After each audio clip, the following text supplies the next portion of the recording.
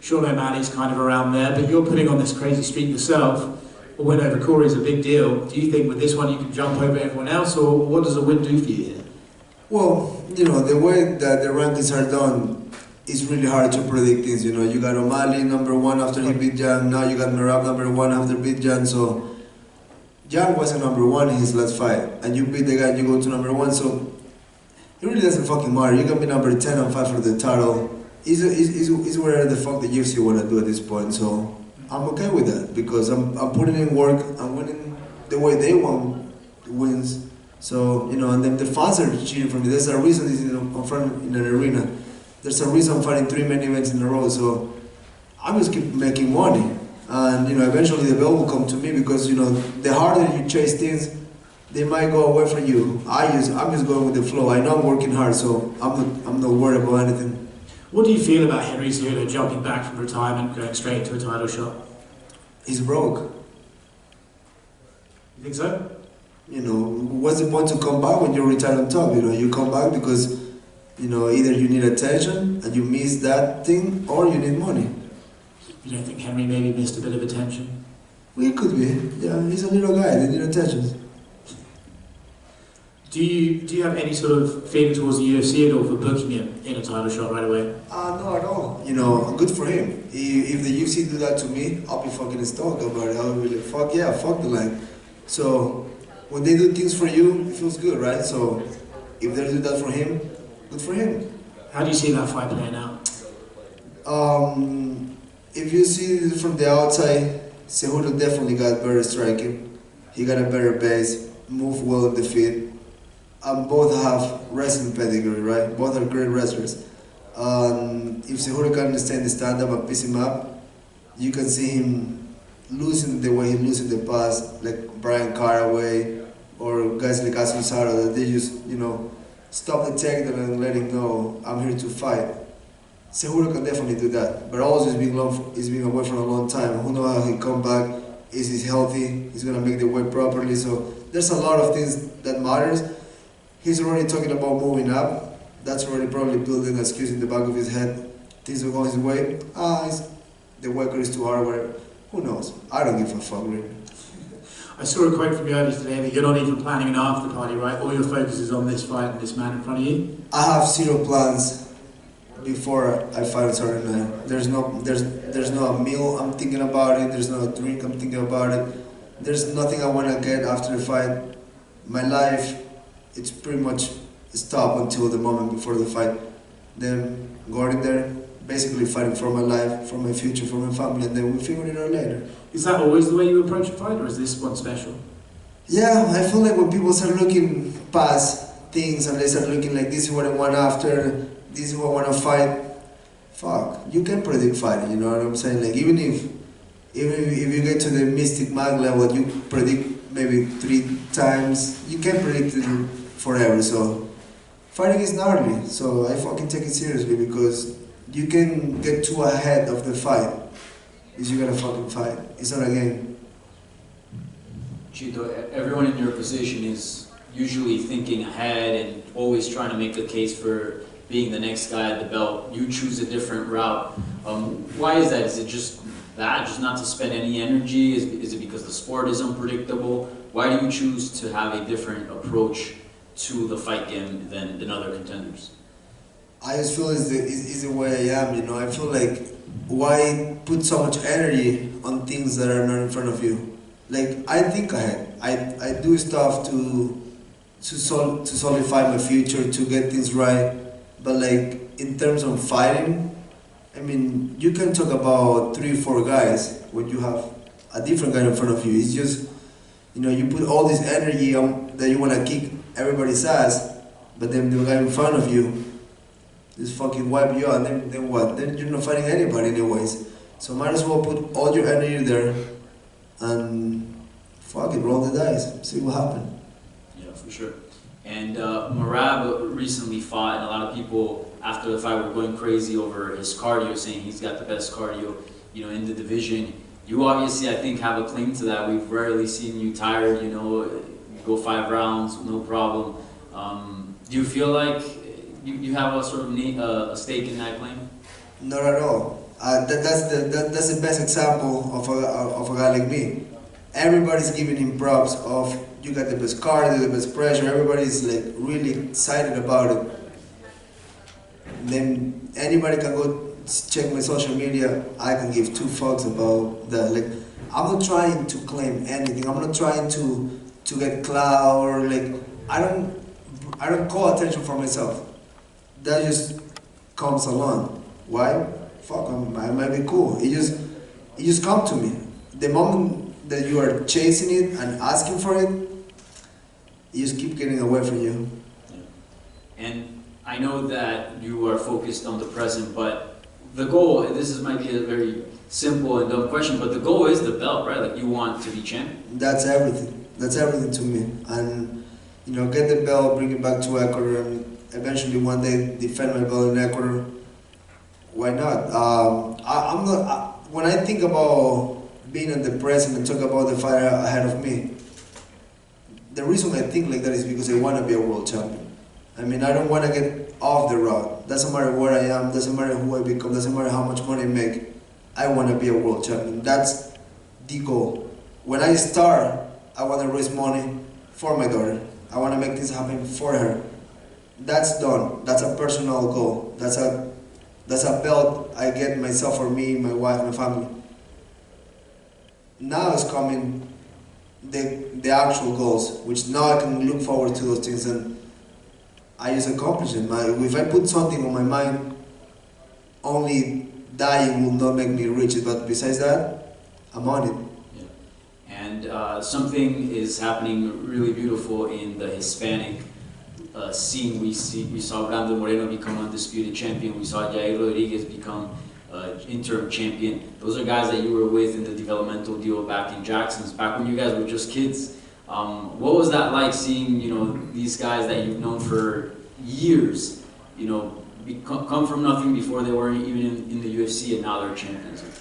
It's a huge motivation. I think Brandon got the belt right before my debut grand fight and for the first time, and I was, it just made me happy to see like it's reachable. Guys like I know get there. Now Jair that I know him a little more, I was a little closer to him, get the interim belt too, which a belt is a belt, he's a champion right now,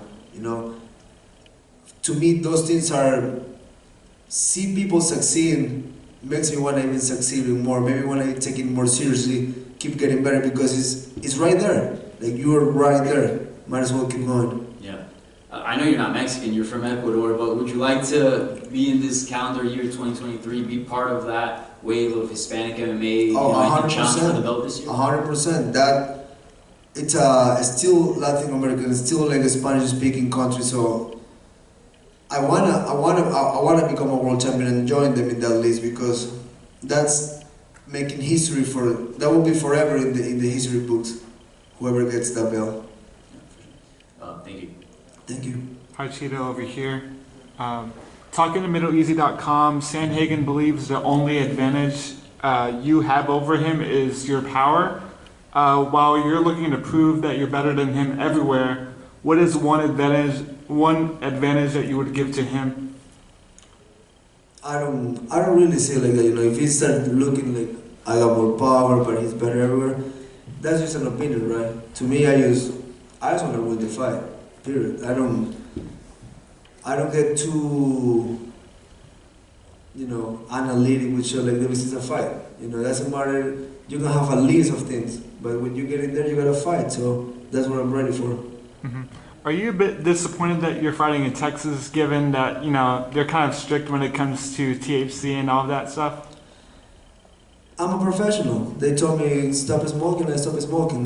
That's probably the best thing I can tell to people. You can call it a drug, but I'm not a fucking addict. I stopped smoking a month away, and I smoke good shit, so that means we're good. After the fight, we'll go back to it. Awesome. And what are some of your biggest goals for 2023? Fight for the belt. Awesome. Thank you. Thank you. Hola Chito, ¿Qué ¿cómo tal? estás? Saluda Andrés Ponce, también con sangre de chone. Mucho gusto. ¿Cómo está Chito?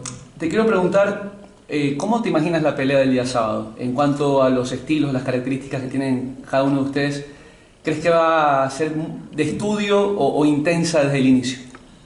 Es difícil saber todas esas cosas, ¿no? Yo por eso planteo muchos escenarios en mi cabeza, veo lo mejor, veo lo peor y simplemente me preparo para lo que sea. ¿Has tenido una preparación distinta, especial para esta pelea? Igual que siempre, mucha disciplina, muchas horas de trabajo, mucha repetición y no tirar la toalla. ¿Te gusta que te cataloguen como un striker? O sea, que te vean así. Realmente no me da igual cómo lo vean, no. Lo único que me gusta, que la gente sepa es que con trabajo fuerte todo se logra. Y por último, Chito, justamente para la gente, ¿qué sientes desde lo emotivo que cada pelea tuya en Ecuador sea vista por todo mundo, que casi que sea un partido de Ecuador en el Mundial, que la gente realmente te mande tanta buena vibra, buenos mensajes y que este sábado van a estar pendientes de ti? No sé si les quieras mandar un mensajito. Es algo increíble para mí, yo realmente el apoyo lo siento, la apreciación del público es algo que me motiva a seguir adelante, que me motiva a hacerle saber a la gente que con trabajo se puede, con constancia se puede y que el sí se puede es un hecho, si tú pones todo de ti en tu corazón y a la gente que me apoya, pues el amor es también de vuelta para ellos porque lo aprecio mucho. Gracias. Marlon, you guys, you were set to fight in Vegas about 4 to 5 weeks ago. Obviously you moved here. Did that interrupt any training or anything, or? I was ready to go. I wasn't really needing extra time. I was, craving to get in there and do my job, but the UFC called. They were needing a main event for this night, so we arranged a couple of things and we figured it out and we signed new papers. But I was ready to go. I did ask if there's a chance we could keep it like this, don't move it, but if you want to get cheese, you gotta sometimes let a little things go, but it is what it is. Do you have thoughts on headlining in San Antonio this weekend? Fighting in Texas, thoughts in general? Say that again, please. Just do you have thoughts on on being the main event here in San Antonio? I know you wanted to keep it the same way, but since we are here in San Antonio now, do you have any kind of thoughts on that? I like it. I like the fact that we're in a big arena. I'm sure there's a lot of South Americans around here, and I got my sports team ready, so we're ready to go. Just from the interaction with Andres, first question was about how do you feel judging by the styles that you have of fighting? Is it going to be you guys going at it right away, or is it going to be a fight of studying? And Chito said, you don't know these things. You got to let these things play out when it comes. Also about the preparation, did you change the preparation for this fight, or was it anything special judging again from your opponent? Same preparation as always, just going at it and working hard. And one of the questions at the end, how do you feel about the fact that in Ecuador, your fights are seen almost like a World Cup game, and all Ecuadorians come together on Saturday night to watch you? How does it make you feel? And Chito's answer is, it makes me so proud of being able to represent the fact that just tell people that with hard work and dedication, you can get there as well. This is the message I have for everyone, and is very proud to represent Ecuador. Pound for pound, translating the fucking game right here. Word for word, perfectly. Gracias, hermano. Chito, what's more likely for you as a bonus, performance of the night bonus or fight of the night bonus? Any bonus is fucking welcome, so, I like money, so they just can keep coming to me. What would you do with an extra $50K in the bank? Invest it, figure out how to do something good with it. Maybe new car, new watch, but pretty much keep my family safe and keep the best for the future. Awesome, thank you. Thank you. Chito, I know you don't care about what your opponent thinks about skills and if he's stronger, this and that, but he did say, when asked about the back tattoos, he did say yours was better. 100% is better. Guaranteed. Yeah, I got good tattoos. I don't think he likes that back tattoo, that's weird. Yeah, he's had a change in mind in his tattoo, but he said, yeah, I'll give him that. He's got the best tattoos for sure. Thank you.